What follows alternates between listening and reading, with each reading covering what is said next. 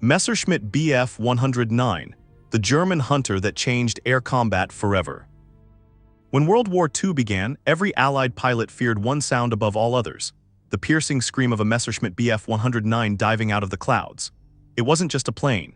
It was a statement of dominance from Nazi Germany, a machine built to rule the skies and crush anything that dared to challenge it.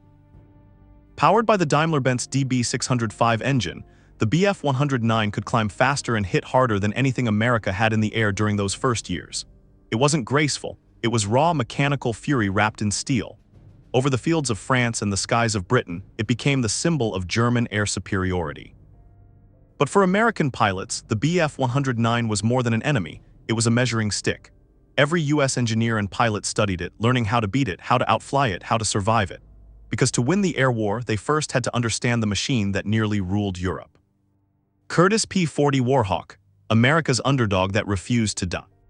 When America entered the war, the skies were already ruled by faster, deadlier aircraft. The Germans had their Bf 109s, the Japanese their Agile Zeros, and the US sent up a fighter that looked outmatched on paper, the Curtiss P-40 Warhawk. It was heavy, it was slow, and at high altitude it could barely breathe. But in the hands of the right men, it became a legend. The Flying Tigers, a volunteer group of American pilots defending China before the US even joined the war, turned the P-40 into a weapon of pride. They painted its nose with a shark's mouth, and the world took notice. What the Warhawk lacked in speed, it made up for in toughness. It could take bullets, oil leaks, and half a wing shot off and still make it home. For pilots, that meant survival. For enemies, it meant one thing: this American plane just wouldn't quit. The Warhawk wasn't the best fighter of the war, but it was the first to prove that American spirit could outfly fear itself. P Thunderbolt, the flying tank that terrified the Axis. Before sleek Mustangs ruled the skies, there was the Republic P-47 Thunderbolt, a beast so big and powerful that pilots joked it could survive a collision with a barn and still make it home. They called it the Jug, and when it arrived in Europe, everything changed. Built around a massive Pratt & Whitney R2800 engine, the Thunderbolt could climb through storms, dive like a stone, and unleash 8.50 caliber machine guns, enough firepower to tear a train in half. German soldiers learned to fear its roar before they even saw it. It wasn't graceful like a Spitfire, but it didn't need to be. The P-47 was about dominance. It could take hits from anti-aircraft guns, catch fire, lose control, and somehow still bring its pilot back alive. To American flyers, it became a symbol of resilience, a machine that refused to die. In the skies over Normandy and the Ardennes, Thunderbolts cut through enemy lines, protecting bombers and striking targets deep behind the front. For the first time, American pilots felt the upper hand.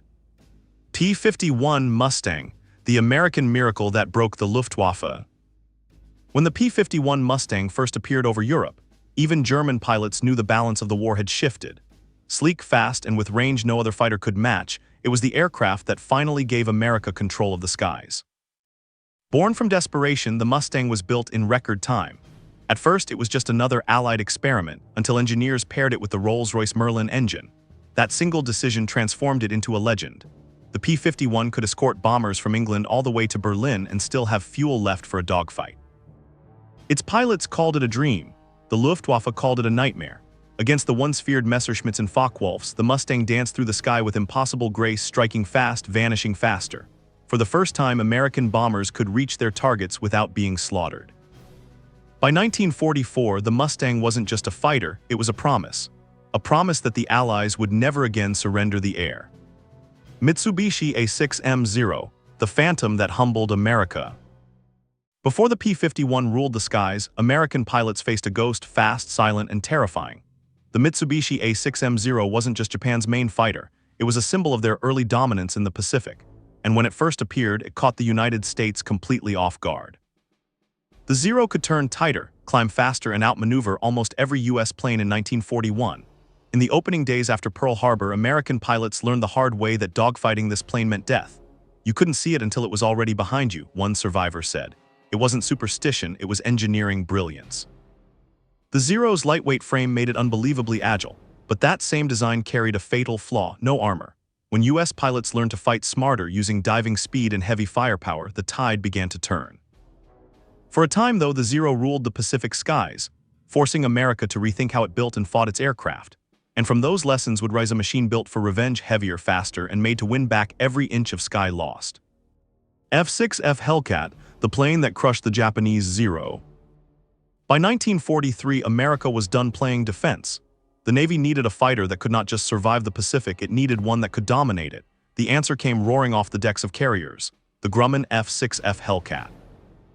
If the Zero was a ghost, the Hellcat was a brawler. Bigger, tougher, and armed with 6.50 caliber machine guns, it was built for one purpose: to hunt and destroy. Pilots called it the Ace Maker, and for good reason. It racked up over 5,000 enemy kills, more than any other U.S. Navy fighter of the war. Unlike earlier planes, the Hellcat could take brutal hits and keep flying. Its armored cockpit saved countless lives. In the skies over the Philippines, the Marianas, and Iwo Jima, Hellcats tore through Japanese formations, rewriting the balance of air power in the Pacific. One pilot said it best: "It wasn't pretty, but it got the job done every time." By the end of 1944, Japan's air dominance was broken, and the Hellcat had become the undisputed king of the Pacific skies. F-4U Corsair, the bentwing legend that ruled the Pacific. It looked like no other fighter in the sky: long nose, inverted wings, and a growl that could shake the ocean. The F-4U Corsair wasn't just a plane, it was a monster. Built for speed, designed for survival, and flown by men who refused to lose. At first, the Navy didn't even want it. The Corsair was too fast for carrier landings, too heavy, too unpredictable. But when the Marine Corps got their hands on it, everything changed. Over the jungles of the Pacific, it became a nightmare for Japanese pilots. With its massive Pratt & Whitney R2800 engine, the same powerhouse that drove the Thunderbolt, the Corsair could hit over 400 miles per hour and climb like a rocket. Its 6 machine guns shredded Zeros before they could even react. Enemies started calling it Whistling Death. From the Solomon Islands to Okinawa, Corsair pilots became legends. They fought low, they fought close, and they fought to win. It wasn't elegant, it was raw American aggression wrapped in blue steel, a symbol of dominance born from rejection. Me-262, the jet that came too late for Hitler's Luftwaffe. When Allied pilots first saw it, they thought it was a mirage, a flash of metal cutting through the clouds faster than anything human hands had built before. It wasn't a dream. It was the Messerschmitt Me-262, the world's first operational jet fighter and Germany's final gamble. Powered by twin Jumo 4-jet engines, the Me-262 could outrun every Allied aircraft by more than 100 miles per hour. Its speed was unlike anything ever seen. Its 4 cannons could rip a bomber apart before the gunners even took aim. Against the P-51 Mustang, it was like fighting a ghost from the future. But the jet arrived too late to change the war. Its engines were fragile, its fuel was scarce, and its takeoffs were slow, easy prey for P-47s waiting to strike as it lifted from the runway. Hitler's interference only made it worse, forcing the jet to serve as a bomber instead of the interceptor it was meant to be. For the men who flew it, the Me-262 was both miracle and curse, a glimpse of tomorrow trapped in yesterday's war. It proved what Germany could engineer, but also how obsession and arrogance could doom even the most advanced machine ever built. Yak-3, the Soviet underdog that shocked the Luftwaffe. On the frozen front lines of Eastern Europe, where battles were fought in smoke and snow, a small, unassuming fighter began to turn the tide. It wasn't American or British, it was Soviet. The Yak-3 was built not for prestige but for survival, yet it became one of the most feared aircraft in the entire war. Constructed from wood and steel because metal was scarce, the Yak-3 was light, fast, and viciously maneuverable. It could outturn a Messerschmitt Bf 109 and outclimb a Focke-Wulf 190 below 15,000 feet, where most dogfights on the Eastern Front were fought. German pilots quickly learned to avoid it whenever they could. Soviet aces used it like an extension of their instincts, diving low, striking fast, and vanishing into the clouds. American observers who saw it in combat were stunned by how such a simple design could deliver so much performance. The Yak-3 didn't symbolize wealth or technology. It symbolized grit. It was the embodiment of a nation that refused to die, fighting with whatever it had until the enemy broke. And when the smoke finally cleared, the Yak-3 had earned its place among the great fighters of World War II. P-38 Lightning, the twin-engine killer that ended the war in the skies. It looked like no other plane in the world: twin engines, twin tails, and a cockpit suspended between them like the eye of a predator.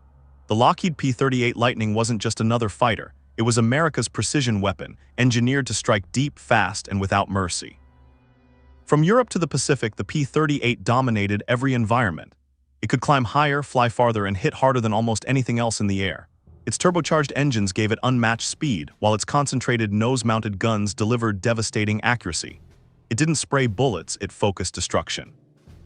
The Lightning became a legend when a squadron intercepted and shot down Admiral Isoroku Yamamoto, the man who planned the attack on Pearl Harbor.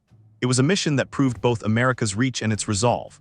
From that day on, the P-38 wasn't just feared, It was respected as the hunter that could find anyone anywhere. By the war's end, the P-38 had secured its place in history. It wasn't elegant like the Mustang or brutal like the Thunderbolt, it was something rarer, a perfect balance of power and purpose, flown by men who turned the tide of the skies and never looked back.